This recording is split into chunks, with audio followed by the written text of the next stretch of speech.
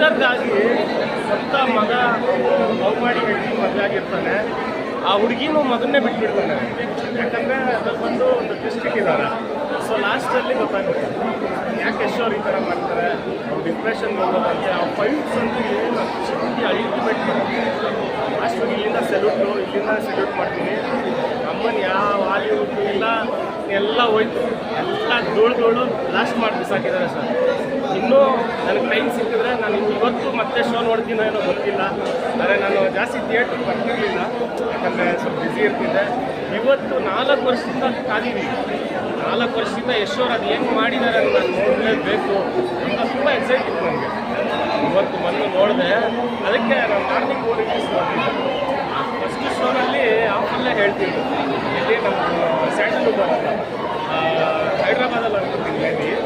ಅವನೊಬ್ಬ ಹೇಳ್ತಾ ಇದ್ದ, ಏ ಪುಷ್ಪದಲ್ಲೇ ಅವನೆವ ಏನಿಲ್ಲ ಟಾಕ್ಸಿಕ್ ಪಕ್ಕದಲ್ಲೇ ಬರೀತಾನೆ ಅಂತ. ಟಾಕ್ಸಿಕ್ ಬ್ಲಾಸ್ಟ್ ಮಾಡಿ ಬಿಸಾಕಿದೆ ಎಲ್ಲ.